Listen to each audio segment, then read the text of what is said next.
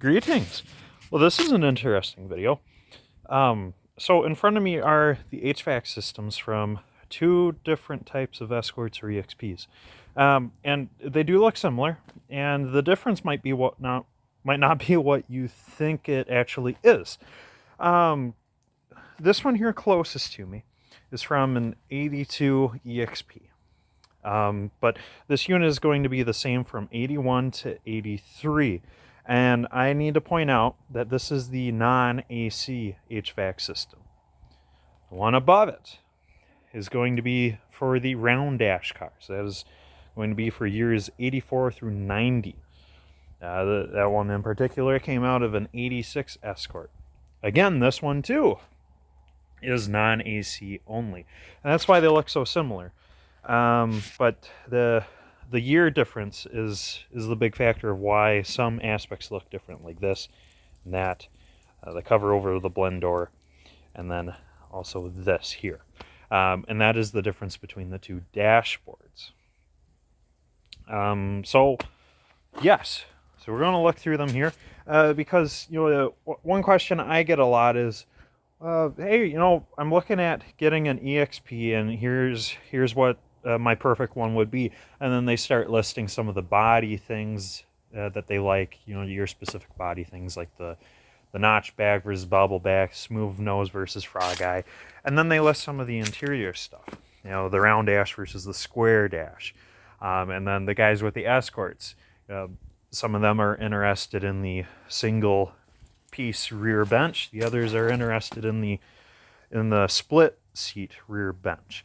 And there's things like that. And then of course, the Escorts, they have a few different nose combinations, and then a few different body styles for the back half of the car. Well, this plays a big factor in figuring out which one you're going to get, because the dashboards are interchangeable. They are. But to change them, you realistically need an entire parts car. So if you want a square dashboard in your 84 to 90 Escort or EXP, you're going to need a square dashboard donor car, a 81 to 83 Escort or EXP. Either will supply you a square dashboard. But do keep in mind that these are totally different when we get down into the AC cars. Someday soon, I will have an AC HVAC system out of those said cars, and then we'll have an even bigger comparison. But for now, let's try to keep things at least half simple. So yes, so what you really want to do is base your car off of what interior you want your car to have, as long as you're not too concerned on the body. If body is a must for you, then it's vice versa. If you have to have a 1989 or 1990 Escort of any sort, well, then you're kind of trapped in that. But if you want to put a square dashboard in it, you need to find yourself an 81 to 83 donor car. Same thing said with a frog eye EXP. If you have to have an 82 EXP, but you want the round dash, you're going to need an 84 to 90 parts car. There's no way of getting around that. And the following reasons are why. It's mostly because of this HVAC setup. And it's not just these two boxes that are different. These guys were made different to accommodate for the different dashboards. I don't have a 81 to 83 dashboard next to me. I have actually two in storage right now, but I'm being very delicate with them because they're mint. So they're safe and secure into deep storage. But I do have our round dashboard here. And there's a number of differences between this one and the square one. They do more or less interchange, but again, you have to have the correct HVAC box to go underneath it. So that's what makes things tricky. You can't have the round dashboard with the square HVAC box. Those two just won't mesh. And even though some of these parts, like you can see here and here, they look like they'd interchange, and they might. Even the way they are might be totally fine, except on our on our square dashboard, there is a vent here in the middle of the dashboard, while the round one doesn't have that. There is a vent in there, but how the heat and cool air gets to it is totally different. Yes, and then the same thing over here. This whole section is what mates onto this foam receptacle. Now keep in mind the dashboard is upside down, so let's hold the camera like that. There we go. So that's the receiving end of the dashboard, and I'll quick sprint on over to our HVAC box in the manner of which it would mate to it. There we go. That's a perfect representation. But no, that's a big difference between these guys. This vent hole does not line up with this vent hole. There's angle discrepancy. There's a horizontal location discrepancy between these. And then on this one, the blend door is covered, while this one isn't. But it's pretty cool that you can see at work. That's very cool. Can't quite do that in this one. But otherwise, they are largely the same. These vents that go to the floor, floor vents, do they go to the floor? They go to the shin very well. Very well. But yeah, that's what they do. And you can tell they're different because they have different part numbers. This part number is what you're going to be looking for, guys. This part number should more or less separate the round dashboard from the square ones. All your square ones are going to be the E1, etc., etc., etc. Because as I'm sure you've known from my other videos, E is going to be Ford's part number for the 1980s decade. The number following it is going to be the year within that decade. So E1 is going to be 81 casting, sometimes 1980. Not very often 82, but it's always going to be 81. While we look at a round dashboard one, E4. Hey, look at that, 84. And it's just like that on the rest of these dashboards.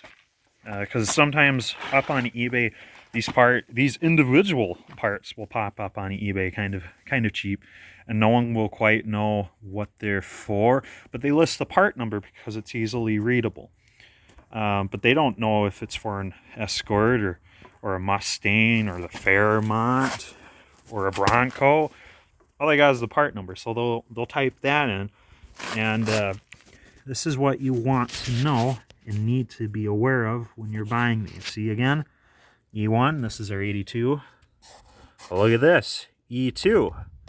So this section is unique, possibly for EXPs, being it's an 82, because EXPs were 82, Escorts had a 1 year head start.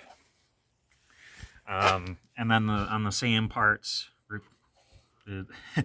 the similar parts, what would otherwise would be the same, yes, they have slightly different part numbers. Here again, you can see it's E5, so that's actually 85 and 86 specific part, bottom housing. And then up here, again, is another E4 for our 84. But those are most of the differences. We'll flip them over and you guys can kind of see that they are otherwise mostly the same. And you can see how they bolt into the cars, and you can see how the fan motor is removed. All relatively basic stuff. To change out the fan motor ain't too bad. Simply unplug it, because there's just this about 12-inch lead going from the resistor pack to the fan. Again, this is only going to be on the non-AC ones. On the AC models, the fan points the other direction. World's easier to remove. But on this guy, you disconnect the lead from your resistor pack. And then once you remove this housing, it's going to be, let's count them up. 1, 2, 3 bolts. And this guy separates, and you have full access to your fan motor. But your fan motor is held in with 3 more screws These, they just tap into the plastic, whereas these, they go into metal, what they call like fender nut clips, fender clip nuts, whatever. But that's the same deal. It's just, you know, the 3 or 4 bolts removes the housing, and then the 3 bolts remove the fan. The fans are the same. And then to remove these boxes, they both remove the same way. You can both see that this whole bolt pattern setup layout thing is exactly the same, and they are completely interchangeable. So if you want to put the round dash in a square dash car, or vice versa, it's not a problem, as long as you have the all the parts. If you want a round dash and square dash car, you need the round innards, you need the round dash. Vice versa, you need the square innards, you need the square dash. But remember what these guys look like, because I'll show you what they are on the cars, so you have proof that these are what they are. See that? That's where your 2 heater core bungs go, and those are the 2 bolts that go next to them. And this is in our 86, so this is a round dashboard car. And then you guys saw these little metal rods or strips. That is the only other thing that holds them up, and they just bolt into the car right there. So once you remove the dashboard, it's going to be a 8mm head screw. It was actually this guy exactly. So is the screw in question? Again, it's an 8mm. Maybe it's a bolt, whatever. And then on the back side, that's where 2 nuts hold it on. And I put those nuts here so you can see them. And they're going to be 11s. And they are welded to this washer. So this is actually a very big shoulder. And then underneath that is going to be some sort of sealant, like silicone or something. And then this guy is pressed up against it. And the reason why is these plastic little critters, they are more or less what holds some of this insulation up against the firewall. But that will vary between the square dash cars and the round dash cars. So when we go look at our square dash car, you can see the bolt pattern is the same, but these do have slightly different clips. Zoom in on here. See how they're white and they're spaced pretty far apart? These cars have different insulation. These guys have a really thick foam pad insulation. And I mean, it's pretty thick. It's like a memory foam insert on a mattress. They're kind of thick.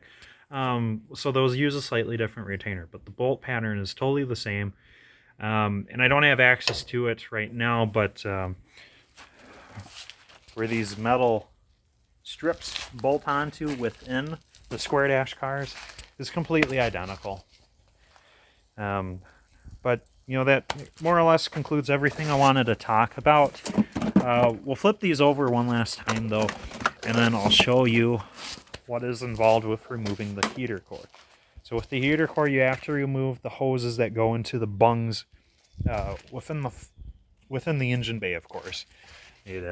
Of course, they go right through those 2 holes. Again, if you have an AC car, it's going to be totally different.